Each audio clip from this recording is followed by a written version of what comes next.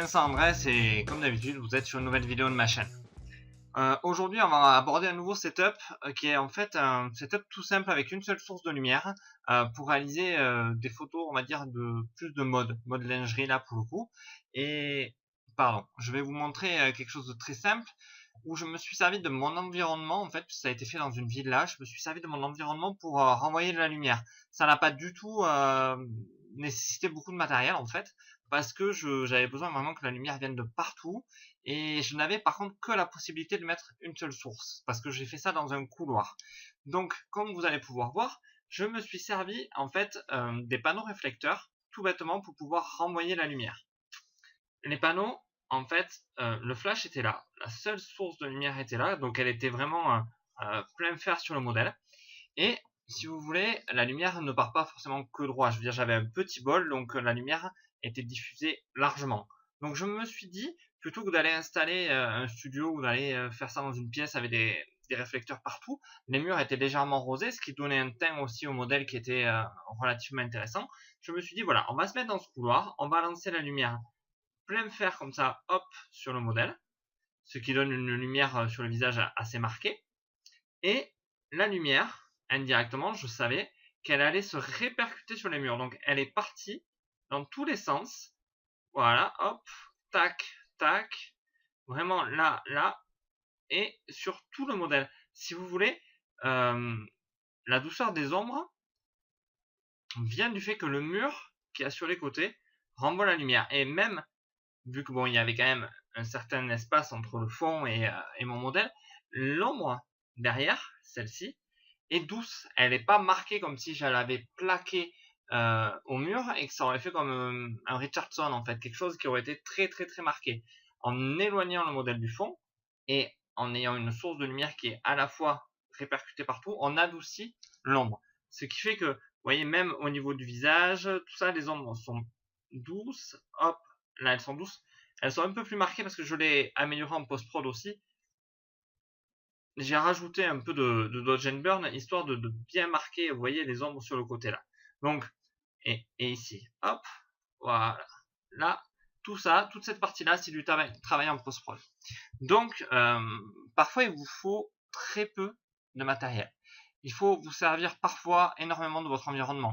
Vous voyez là un couloir avec deux murs assez proches, plus le teint rosé qui vient un peu là sur le corps.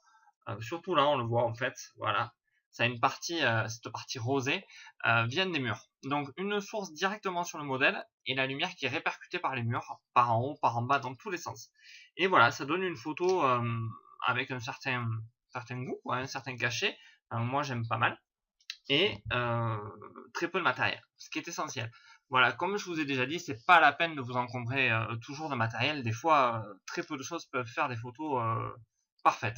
Alors après, vous allez me dire, oui, mais il y a des ombres qui sont relativement marquées. Là, on peut voir, oui, là, c'est un travail de post-prod, c'est-à-dire pour rehausser la poitrine, j'ai légèrement augmenté avec du dodge and burn les ombres sous les seins pour que ça soit un peu plus dessiné, mais bon, rien d'autre. Après, c'est vrai qu'il y a eu, on verra ça dans un prochain tuto, des petits défauts que j'ai corrigés avec une méthode relativement simple.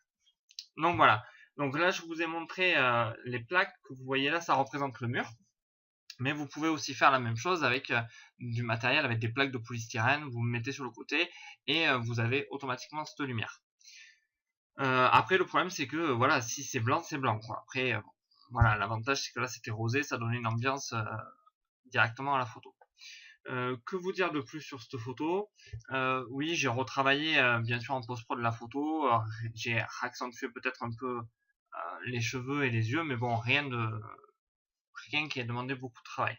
Je veux dire, à l'origine, elle était très proche de celle-ci. Je sais plus où j'ai l'original, mais je pourrais vous la montrer. Voilà, c'était très très bien. Donc voilà, c'était encore un petit tuto, des tutos assez courts pour vous montrer un nouveau setup. Donc voilà, n'hésitez pas à vous servir de votre environnement, hein, d'une pièce, d'un couloir dans une maison ou de quelque chose et de travailler la lumière avec ça.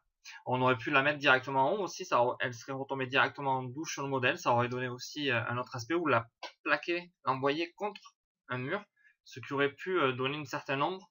En fait, si on avait envoyé la lumière, si on avait envoyé la lumière directement, simplement sur le mur, sans l'envoyer plein fer, on aurait eu la lumière, voilà, qui serait retombée là, et là les ombres auraient été plus dures. Voilà, et ça aurait été un peu plus sombre. Parce que, bien sûr, la lumière aurait aussi réfléchi là, mais elle aurait perdu de son intensité par rapport à son retour. Donc le fait de le mettre plein fer arrose et englobe le modèle. Voilà, j'espère que je suis assez clair, hein, que ça n'a pas été trop de fouillis, parce que des fois, je m'embarque un peu dans mes explications. Donc n'hésitez pas à me poser vos questions et à mettre un petit pouce, à partager la vidéo, ça peut être sympa. Voilà, bon, mais je vous remercie et je vous dis à bientôt. Au revoir.